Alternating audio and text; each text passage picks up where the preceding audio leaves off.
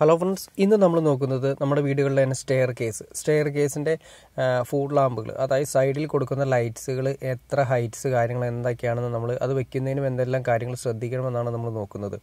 ഇതിപ്പോൾ സ്റ്റെയർ കയറുന്ന വഴിയാണ്, കയറുന്ന വഴി തന്നെ തൊട്ട് താഴെയായിട്ട് കയറുന്ന സ്ഥലത്ത് തന്നെ ഒരു ഫുഡ് ലാമ്പ് കൊടുത്തിട്ടുണ്ട്.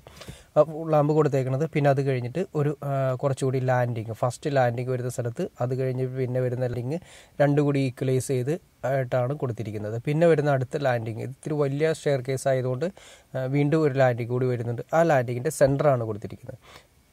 പിന്നെ ഏറ്റവും മുകളിലായിട്ടാണ് ഒരു ഫുഡ് ലാമ്പ് കൊടുത്തിരിക്കുന്നത്. അങ്ങനെ ടോട്ടലായിട്ട് വരുന്നത് 2, 4, 6, 7 ഫുഡ് ലാമ്പുകളാണ് കൊടുത്തിരിക്കുന്നത്. ഈ ഫുഡ് ലാമ്പുകളെല്ലാം തന്നെ ഒറ്റ കണക്ഷനാണ് വർക്ക് ചെയ്യുന്നത്. അതായത് 2 വേ സ്വിച്ചിൽ വർക്ക് ചെയ്യിപ്പിക്കണം.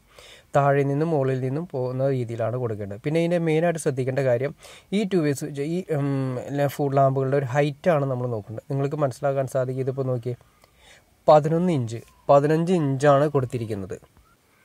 അതായത് 11 ഇഞ്ചാണ് ഇതിൻ്റെ ഹൈറ്റ് കൊടുത്തിരിക്കുന്നത്. നിങ്ങൾക്ക് മനസ്സിലാക്കാൻ സാധിക്കും. അതായത് ഇതിപ്പോൾ ഫിനിഷിംഗ് അല്ല, ഏറ്റവും ലോ സ്റ്റേജാണ്.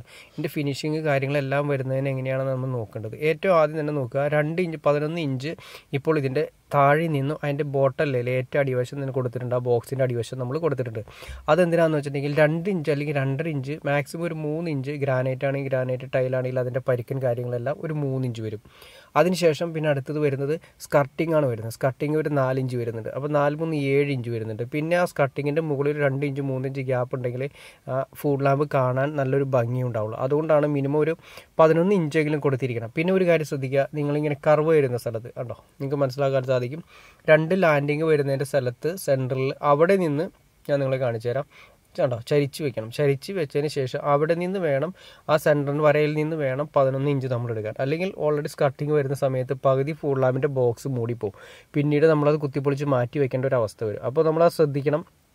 ഫുഡ് ലാമ്പ് വയ്ക്കുമ്പോൾ ഈ കാര്യങ്ങൾ ശ്രദ്ധിച്ചാൽ മാത്രമേ ഈ ലാൻഡിങ്ങിൽ പ്രശ്നം വരുന്നില്ല. ആ സ്റ്റെയർ കയറി പോകുന്ന സ്ഥലങ്ങളിലാണ് കൂടുതൽ പ്രശ്നം വരുന്നത്. കാരണം നമ്മൾ എടുക്കുന്ന അളവ് കുറഞ്ഞു പോകാനുള്ള ചാൻസസ് കൂടുതലാണ്. അപ്പോൾ കറക്റ്റായിട്ട് ലെവലിൽ ചെയ്ത് ക്രോസ് ചെയ്ത് വെച്ചതിന് ശേഷം മാത്രം അതിൽ നിന്ന് അളവെടുക്കണം. ഇത് 2 വേയിലേക്ക് കയറുന്നതിന് മുന്നുള്ള എൻട്രൻസിൻ്റെ ബോക്സ് നമ്മൾ കൊടുക്കും. അതിനുശേഷം നേരെ ഇങ്ങനെ കയറി വരുന്നുണ്ട്. 2 വേ സ്വിച്ച് കാര്യങ്ങളെല്ലാം വരുന്നത് 2 വേ സ്വിച്ചാണ് നമ്മൾ സാധാരണ നോർമലി. അതായത് 2 വേ സ്വിച്ച് എന്ന് ഉദ്ദേശിച്ചാൽ മുകളിൽ നിന്നും താഴെ നിന്നും ഓപ്പറേറ്റ് ചെയ്യാവുന്ന രീതിയിലാണ്. ഇതെല്ലാം ഈ ഫുഡ് ലാമ്പുകളെല്ലാം തന്നെ ഒറ്റ കണക്ഷൻ ആയിരിക്കും. ഞാൻ നേരത്തെ പറഞ്ഞ പോലെ തന്നെ ഈ ഫുഡ് ലാമ്പുകളുടെ 2 വേ സിസ്റ്റം എങ്ങനെ ചെയ്യേണ്ടതെന്ന് കാര്യങ്ങളെല്ലാം ഞാനൊരു വീഡിയോ ചെയ്തിട്ടുണ്ട്. പിന്നെ പല ടൈപ്പ് ഫുഡ് സ്റ്റെയറുകൾ എങ്ങനെ ചെയ്യണമെന്നുള്ള ഡീറ്റെയിൽ ആയിട്ട് വീഡിയോ ചെയ്തിട്ടുണ്ട്. ഇനി അറിയണമെന്ന് താല്പര്യമുണ്ടെങ്കിൽ ഞാൻ ഡിസ്ക്രിപ്ഷനിൽ അതിൻ്റെ ലിങ്ക് കൊടുക്കാം. നിങ്ങൾക്ക് താല്പര്യമുണ്ടെങ്കിൽ കയറി കാണാവുന്നതാണ്. അപ്പോൾ പിന്നെ അതിൻ്റെ ലാൻഡിങ് ശേഷം വരുന്ന 2 വേ സ്വിച്ചാണ് ഈ ബോക്സിലാണ് വരുന്നത്. അങ്ങനെ 2 വേ സ്വിച്ച്, അതായത് സ്റ്റെയർ സ്റ്റാർട്ട് ചെയ്യുന്ന സ്ഥലത്ത് എൻഡ് ചെയ്യുന്ന സ്ഥലത്ത് അവസാനിക്കുന്ന സ്ഥലത്തും 2 വേ സ്വിച്ച് കൊടുക്കാവുന്ന രീതിയിലാണ് ബോക്സ് കൊടുത്തിരിക്കുന്നത്. അത് 130 സെൻറ്റിമീറ്റർ ഹൈറ്റിലാണ് ബോക്സ് കൊടുത്തിരിക്കുന്നത്. ഓക്കെ ഫ്രണ്ട്സ്, നിങ്ങൾക്ക് ഈ വീഡിയോ ഉപകാരപ്പെട്ടെന്ന് വിചാരിക്കുന്നു.